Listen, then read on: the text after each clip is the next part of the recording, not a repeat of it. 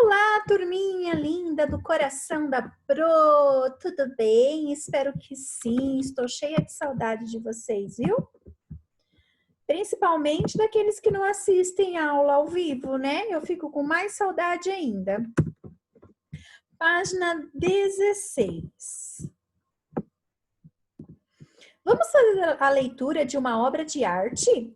Observe a pintura do artista alemão Johann Moritz Rugendas, em seguida responda às perguntas. Então, nós temos aqui uma obra de arte do Johann, ele representa aí a festa de Santa Rosália, padroeira dos negros, 1885. É uma técnica que chama litografia. É uma coleção particular. Na obra, duas pessoas são coroadas, rei e rainha do Congo. Lembra do Congo que eu coloquei para vocês o vídeo na aula de história passada, né? Coloquei a do Congo, um pedacinho só, e da Congada, né? Que é o mesmo do Congo, e do Fandango, se eu não me engano. Acho que é isso. Descreva como que as pessoas foram retratadas na obra acima. Como que elas foram retratadas aí? Como descreva elas. A Pro colocou assim, ó. Tem pessoas tocando instrumentos, tem pessoas descalço, tem pessoas vestidas com roupas elegantes, tem pessoas usando coroa, tem pessoas levando bandeiras. Então, eu coloquei etc. aqui, mas eu coloquei só 2 exemplos. Você pode observar e colocar o que você está observando aí nesta obra relacionada às pessoas, ok? Página 17. A qual manifestação cultural das culturas tradicionais a obra pode estar relacionada? Ela está relacionada a qual cultura? De qual comunidade? A Congada, né? Que é da época dos escravos, né? Que era a festa deles. Circule na imagem as pessoas que foram coroadas como rei e rainha do Congo. Então, olhando aqui na imagem, quem foi coroado o rei e a rainha do Congo? Ó, a professora circulou aí. Quer saber mais? Temos aqui um livro, Manual da Criança Caiçara. É uma indicação, não é uma obrigação, ok? Vamos falar sobre os quilombos, as comunidades que lutaram pela liberdade. Nós já falamos lá no livro velho sobre os quilombos, mas vamos falar um pouquinho mais. Ó, quilombos eram locais onde se abrigavam as pessoas escravizadas que conseguiam fugir das fazendas e engenhos durante o período colonial e imperial. Então, lembre que a Pro falou, né? O escravo que era pego, ele era castigado. Lá naquele, lembra do Pelourinho, né? Aquele mastro de madeira que ficava no centro da praça, eles eram castigados, eles eram acorrentados os seus braços e castigados. Para quê? Para que os outros negros não fugissem também, para que os outros escravos não fugissem. Então, era uma forma de mostrar para os outros o que poderia acontecer quem resolvesse fugir. Só que tinham aqueles, né, que perseveravam em fugir, que queriam de toda forma ser livres, porque ninguém queria ser escravo. Olha que triste que era a pessoa ser escravo, trabalhar sem descanso, doente, sendo chicoteado o tempo inteiro, né? E viver naquelas condições, não ter uma casa decente, ter uma higiene decente. Bom, os que mesmo assim persistiam e conseguiam fugir, eles iam para esse quilombo, que era um lugar, né, que abrigavam os fugitivos escravos. Nesses locais, elas se organizavam de forma comunitária para o plantio e a produção, resgatando sua cultura e criando novas relações sociais. Os quilombos representavam uma forma eficiente de resistência e combate à escravidão. Então, lá, né, eles se ajudavam, né? Eles plantavam, colhiam, caçavam também, e eles se protegiam. cada um protegia-se o próximo. Então, eu protejo meu amigo vai proteger eu, o outro, todo mundo se protegia ali, tá bom? Sorte de quem conseguia fugir e encontrar o quilombo, né? Porque o quilombo ficava bem escondido para que não fosse achado pelos senhores dos engenhos aí. No interior dos quilombos, também era comum a presença de outros grupos, como os indígenas e trabalhadores livres e pobres, que viviam nessas povoações, que viam nessas povoações uma oportunidade de sobrevivência, né? Então, lá eles plantavam, colhiam, se cuidavam, que era uma forma. Então, nesses quilombos, eles acabavam aceitando também os indígenas e trabalhadores livres e pobres. O nome quilombo significa aldeia e ainda hoje caracteriza essa comunidade, que estão presentes em vários municípios do Brasil, principalmente nas áreas rurais. Tem quilombos ainda, tem essas aldeias? Tem, mas não quer dizer que são pessoas escravizadas e fugidas. Não são mais, né? Porque não existiam, mas eles continuaram com essa cultura aí, certo? Quilombo das Camélias. Um quilombo urbano. Então, vocês vão entender. Um dos poucos quilombos que se formaram em área urbana na cidade foi o Quilombo das Camélias, que deu origem ao bairro do Leblon, na cidade do Rio de Janeiro. A história dessa comunidade começa em 1878, quando um comerciante português chamado José de Seixas Magalhães comprou uma chácara para a produção de camélias. Pero o que são camélias? Essa flor que vocês estão vendo aqui, ó. E passou a empregar em sua plantação trabalhadores escravizados que haviam fugido. Então, esse português que comprou lá a fazenda e começou a plantar camélias, ele começou a pegar, a contratar esses trabalhadores escravizados que fugiram, tá bom? Mas ele contratava, ele não usava como escravos. As camélias eram enviadas à princesa Isabel, filha de Dom Pedro II, imperador do Brasil na época. Então, eles colhiam, né, eram colhidas essas camélias e levadas para a princesa Isabel. As camélias eram as flores preferidas da princesa Isabel no século XIX. Eram raras no Brasil. Então, essas flores eram raras. Então, onde se produzia, levava-se para a princesa Isabel. Página 19. No Quilombo das Camélias, essas pessoas trabalhavam nas plantações de flores e, ao mesmo tempo, sentiam-se protegidas dos fazendeiros que utilizavam a mão de obra escravizada, exploravam sua força de trabalho e a submetiam às condições desumanas. Com o surgimento do movimento abolicista, o que é o abolicista, professora? É a questão de proibir. O movimento que proibia a mão escrava, tá? Formado por pessoas de diferentes setores da sociedade que defendiam a abolição da escravidão no Brasil, as camélias foram escolhidas como um símbolo da liberdade e passaram a ser usadas pelos abolicistas que se uniam nesse quilombo. Então, pessoal, ó, eles estavam aí, né? Eles queriam o quê? Eles queriam acabar com a escravidão. E aí eles usaram essa flor como um símbolo do fim da escravidão. Isso fez do Quilombo das Camélias, que também passou a ser conhecido como Quilombo do Leblon, o primeiro quilombo abolicista do Brasil.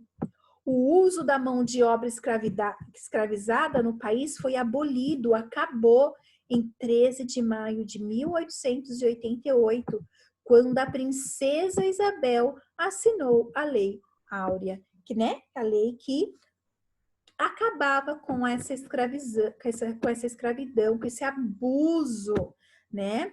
Então, a princesa Isabel foi uma grande vitoriosa nisso. Hoje, o terreno onde originalmente era o Quilombo das Camélias abriga vários prédios, entre eles o Clube Campestre de Guanabara, que busca preservar a cultura afro-brasileira por meio da dança e da capoeira. Então, hoje, lá no mesmo lugar, né, onde era o Quilombo das Camélias, hoje você está vendo aí, tem vários prédios. E tem o Clube Campestre, que lá, né, tem as danças afro-brasileiras, que é uma homenagem a essa cultura. Nós temos aqui, ó, um livro para quem tiver interesse, é Um Quilombo no Leblon, tá? Fala aí sobre a escravidão no Brasil. Página 20. Vamos até a 22. Observe a capa de uma revista publicada no Brasil no ano de 1888. Com a orientação do professor, faça a leitura atenta das informações contidas nela. Então, nós temos aqui, deixa eu pegar meu livro porque eu não enxergo essa página que vocês estão vendo, que a Pro está sem óculos. Eu vou olhar pelo meu livro, ok? O de vocês dá para ver, ó. Então, aqui é a revista, o nome da revista é, ó, Revista Ilustrada, com 2 L's.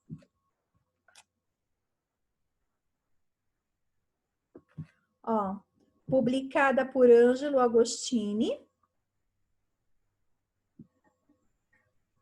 Aqui fala assim, ó, nesse mesmo espaço aqui, ó.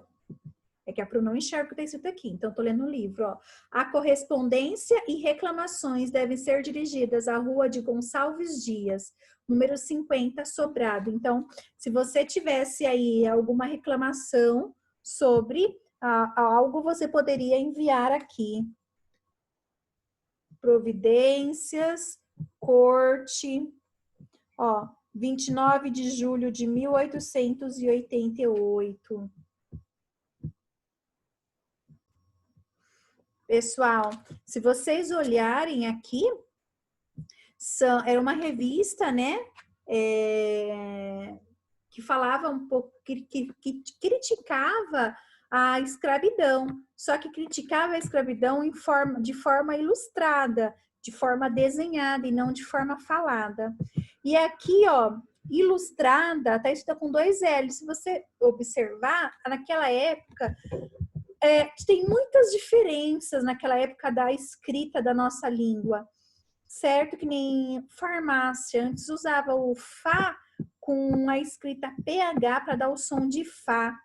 Então, tivemos muitas mudanças aí na nossa língua portuguesa. Uma delas foi essa aqui, ilustrada, com 2 L. Bom, qual é o título da revista? Revista Ilustrada, ilustrada com 2 L's. Em que local a revista foi publicada? Ela foi publicada onde? Olha aqui, ó, no Rio de Janeiro, não é? Qual é a data de publicação da revista? Ela foi publicada antes ou depois da abolição dos escravos no Brasil? Então, ela foi publicada no dia 29 de julho de 1888, depois da abolição, depois que acabaram aí, né, a escravidão, tá? Porque não podia fazer esse tipo aqui. Bom, na ilustração, uma família de escravos libertos, ou seja, que conseguiram obter a sua liberdade, oferece camélias. O que são camélias? São as flores, né, que levadas à princesa Isabel, que ela gostava bastante. Foram nomeadas aí o símbolo da escravidão, do fim da escravidão. Como forma de homenagear a princesa Isabel. Qual é a relação das camélias com o fim da escravidão? O que elas têm em comum aí? As camélias eram símbolo do movimento que lutava pelo fim da escravidão. Aqui nesse site do Museu do Cerrado, para conhecer um pouco do Quilombo do Cerrado. Galera, eu pesquisei aqui esse vídeo narrado, mas eu não achei o vídeo, eu só achei a mensagem. Mas eu vou ver se eu consigo, achar o vídeo de novo.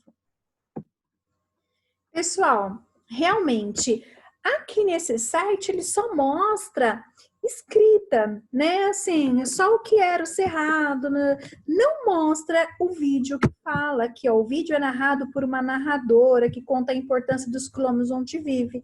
De sua avó não conta. Eu não sei se foi tirado do ar, tá? Mas o site é esse, tá? Esse link aí. Se alguém quiser tentar olhar e achar, fique à vontade, tá? Eu entrei, eu até deixei o link aí, porque é o link que tem no Poliedro, lá na informação, mas não tem o vídeo. Não achei esse vídeo, ok? E não achei um vídeo também tão adequado para mostrar a vocês. Página 22. A última, para a gente dar continuidade na próxima aula. As comunidades ribeirinhas da Amazônia. As comunidades ribeirinhas também são tradicionais, mas, diferentemente dos caiçaras que vivem no litoral, os ribeirinhos vivem à beira de rios e dependem deles para sua sobrevivência. Atualmente, lembrando que os caiçaras vivem ali na beira do mar, da água do mar, lá da água da praia é a água do mar. Agora, os ribeirinhos nos rios, ok? Rios de água doce. Atualmente, a maior parte dessas comunidades vive na região da Amazônia, por causa de aspectos geográficos como a grande quantidade de rios. A origem das comunidades ribeirinhas remonta aos anos de 1850, quando trabalhadores nordestinos migraram para a Amazônia em busca de trabalho e extração do látex. Quem sabe o que é látex? Látex é aquele líquido que sai da seringueira, né, que é a árvore que produz o látex e o látex, na verdade, é a matéria-prima da borracha. Então, precisa do látex da seringueira, que é a matéria-prima, para transformar em borracha, para a produção da borracha. Com o tempo, eles passaram a ser chamados de seringueiros, que é o nome dado aos trabalhadores que extraem o látex da árvore chamada seringueira. Já na década de 1950, muitos seringueiros ficaram sem trabalho. Isso aconteceu porque o Brasil passou a vender menos borracha para os outros países. Como alternativa para sobreviver, os seringueiros se espalharam ao longo dos rios da floresta amazônica. Muitos deles construíram palafitas, que vocês estão vendo aqui, ó, que são essas casas, né, com estacas aí na água. Então, essas são as palafitas, essas estacas, essas madeiras aí na água. Um tipo de moradia feita de madeira que fica suspensa alguns metros acima da água, perto das margens do rio. Ô, Pro, então quer dizer que para a pessoa morar aí, ela precisa de um barco? Sim, é o meio de transporte dela. Então, ela precisa de um barco para ir, né, da casa dela para a casa de um vizinho, para ir lá na cidade, para se virar, para pescar, para caçar, porque essa é a forma deles sobreviverem, né? Então, você está vendo aí a moradia de palafita na Amazônia. Galera, a gente vai falar sobre ribeirinhos, vai continuar esse assunto na próxima aula, tá bom? Lembrando que semana que vem volta um horário quase normal de aula e as atividades não serão meio gravadas mais, tá? A professora vai pôr lá os slides, tudo. É tanto na manhã como na tarde, começa o horário normal de aula. Tudo bem, turminha? Então, semana que vem a gente dá continuidade. Um super beijo para vocês, tá?